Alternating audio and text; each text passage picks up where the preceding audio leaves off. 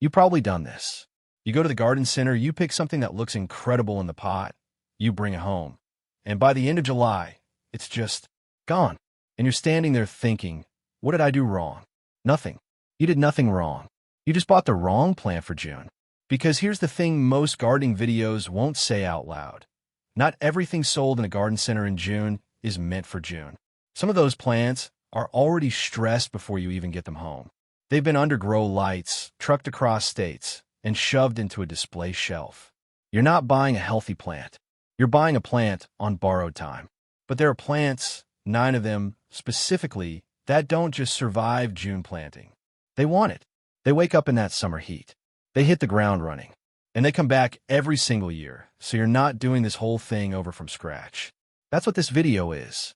Real quick, if you're new here, this channel is where we talk about gardening the way real people actually do it. No perfect raised beds. No hour-long watering schedules. Just what actually works, tested and honest. Hit subscribe so you don't miss what's coming next. Okay, let's get into it. Before we get to the plants, one thing you need to know. Perennials in pots behave differently than perennials in the ground. That surprises people. They assume a perennial is a perennial. But in a container, the roots are exposed. The heat goes straight through the sides of the pot. The soil dries faster. There's less buffer. So not every perennial can handle container life and the demands of June. The 9 I'm about to show you can do both. And most people only find out about after they've already wasted money on something else first. Let's go. Plant 1, purple coneflower. Echinacea. Most people know this one, but they don't know this about it. What most people don't realize is that Echinacea is actually a drought survivor. Like, it evolved on the open American prairie. Dry, hot, unforgiving. No one was out there watering it. And when you put that plant in a pot in June, you're basically recreating exactly the environment it spent thousands of years adapting to. Full sun, heat, occasional neglect. It doesn't care. It flowers. Here's the part that nobody really tells you. Echinacea in a pot actually tends to bloom faster than in the ground. The restricted root space pushes it. The stress of the container makes it perform. Counterintuitive, I know, but that's how it works. Zones 3 through 9, meaning almost everyone in the continental U.S. can grow this. Use a pot that's at least 12 inches deep. Echinacea has a taproot that goes down. Don't give it a shallow container and expect it to thrive. And please don't, over-fertilize it. High nitrogen will give you a big leafy plant with almost no flowers. Light fertilizer or nothing. Let be a little hungry. The seed heads at the end of summer? Leave them. Birds go absolutely crazy for them. That alone is worth it. Plant 2, daylily. Okay, this next one is one I want you to take seriously even if you think you've heard it before. Daylilies. Yeah, everyone grows daylilies. But here's what I've noticed. Most people who grow them are dramatically underestimating them.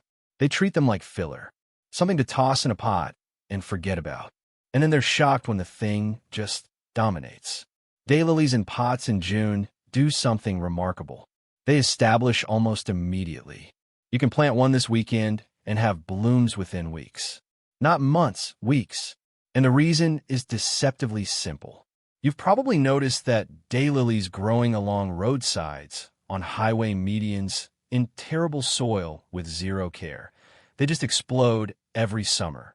That's not an accident. That's the plant telling you what it is. It is a survivor with the ambition of a show-off. The one mistake people make with daylilies in pots, too much water. Their roots are fleshy and store moisture. If your pot doesn't drain well, you will rot them from below and not even realize what's happening until the plant collapses. Well-drained potting mix, good drainage holes, and you are done. Zones 3 through 9. Easy. Dwarf varieties are your best friend here. Stella de Oro is the classic for a reason. Compact. Repeat bloomer. Nearly indestructible. Plant 3, catmint. This is where it gets interesting. Catmint is one of those plants that serious gardeners love, and almost everyone else walks right past in the garden center. Which I genuinely don't understand because this thing is almost offensive in how low maintenance it is. You've probably seen it and not known what it was. Soft, grayish-green mounts. Blue-purple flower spikes. Bees lose their minds over it. And here's the part most people don't realize. After it finishes its first big bloom in early summer, you cut it back by half, and it blooms again, just starts over. Most perennials don't do that. Catmint does it without being asked. In a pot, it stays compact. It doesn't need babysitting. It doesn't need deadheading beyond that one big midsummer cutback. It handles heat. It handles dry spells. In full sun, it's at its most spectacular, but it tolerates some afternoon shade if that's what your patio gives it. One thing, give it a pot that's at least 12 inches wide. It wants to mound outward. Let it. Walker's Low is the variety I keep coming back to. Don't let the name fool you. It gets about 18 inches tall and absolutely beautiful. Zones 3 through 8, which covers most of the country. Plant 4, Black-Eyed Susan. All right, I want to ask you something. When you think about a wildflower that could survive almost anything, drought, poor soil, scorching sun, total neglect, what plant comes to mind? Because most people don't say Rudbeckia, and they should. Black-Eyed Susans in June have this momentum to them. You can see it. They come out of the ground fast, they get tall fast, they flower fast. And in a container where the roots are a little confined and the heat builds up in the pot, they push even harder. It's like putting a performance engine in a compact car. What surprised me, genuinely surprised me when I first tried this, was how long the bloom period is. We're talking late June through September in most climates. You're getting 3 months of flowers off a plant you put in the ground once. And next year it comes back, and a year after. The trick with Rudbeckia in pots is soil. Don't use a rich, moisture-retaining mix. Go lighter. Sandy, well-draining. They hate having wet feet, and they don't need fertilizer. Overfeed them, and you'll get a big plant that takes forever to flower. Let the slight stress drive the blooms. Zones 3 through 9. Plant 5, lavender. Here's the one that gets complicated. And I want to explain something because lavender gets a bad reputation. People try it, it dies, they blame themselves. The truth is, they were just given the wrong information. Lavender is not a water lover. It is not a happy and rich soil plant. It is not from the Pacific Northwest. It's from the Mediterranean. It wants baked, dry, gravelly conditions. And here's the part nobody tells you. A pot is actually better for lavender than garden soil in most U.S. climates. Because you control the drainage completely. You can give it exactly the lean, fast-draining environment it craves without fighting whatever your native soil is doing. June planting is ideal because lavender wants to establish while it's warm. Cold, wet springs are what kill it. Plant it now. In a terracotta pot, terracotta breathes. Lavender needs that, with a mix that's at least 30% perlite. Full sun. Don't water it unless the top 2 inches of soil are completely dry. And don't fertilize it at all, not even a little. What you'll get, a plant that smells extraordinary, blooms into midsummer. And if you're in zone 5 through 9 and you protect the pot in winter, comes back stronger every year. The mistake most people make, they choose the wrong variety. English lavender, Lavandula angustifolia, is the one for colder zones. Hidcote and Munstead are both excellent. Get one of those. Not Spanish lavender, not French lavender unless you're in the deep south. Plant 6, Agastache. Most people only discover this plant after they've already spent money trying something else for pollinators. That's not a guess. That's just how it tends to go. Agastache is having a moment right now in the gardening world, and deservedly so. It blooms from June through September. Hummingbirds, bees, butterflies, they find it fast. The flowers are these tall spikes of orange, pink, or purple, depending on variety. The foliage smells faintly of licorice. And in a pot, it is almost embarrassingly easy. Here's what I find remarkable about it. Agastache is drought tolerant, and it doesn't mind heat radiating off pavement or a sunny deck. For anyone growing on a south-facing porch or patio where everything else struggles, this is your plant. Kudos Coral and Blue Boa are both excellent container varieties. Plant in full sun.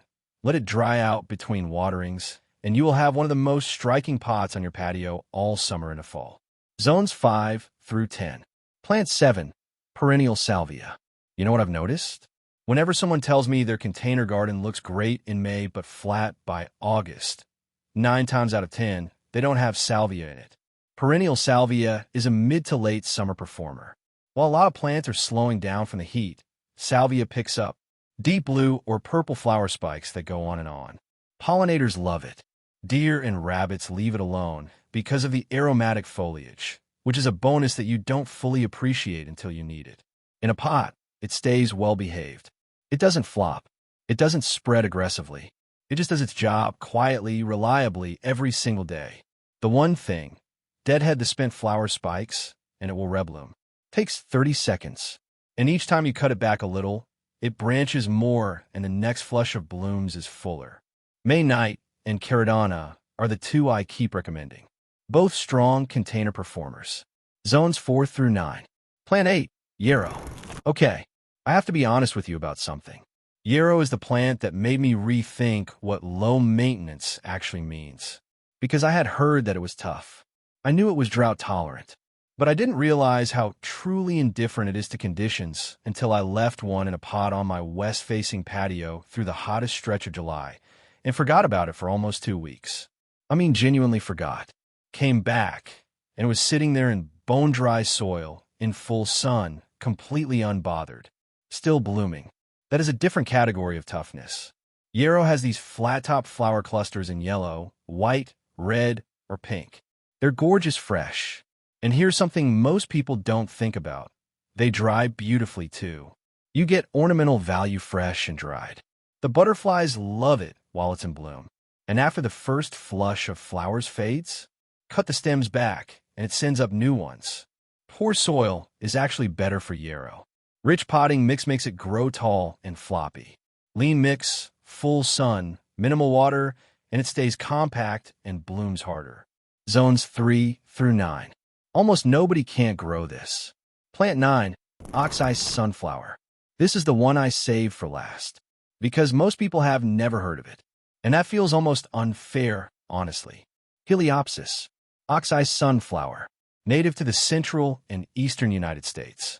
It has been growing here, in our climate, in our soils, in our summers, for longer than any of our garden centers have existed. And what surprised me was how fast it moves in a pot. We're talking visible growth week over week. By late June into July, you've got this upright, confident plant pushing out bright golden yellow flowers that look like sunflowers but keep coming for months. Not one flush. Months. Here's the part that really gets me. It thrives in conditions that defeat other plants. Heat reflecting off concrete. Inconsistent watering. Average potting soil. It doesn't need to be babysit. It just grows. Because it spent thousands of years adapting to exactly that. The American prairie is not a gentle place.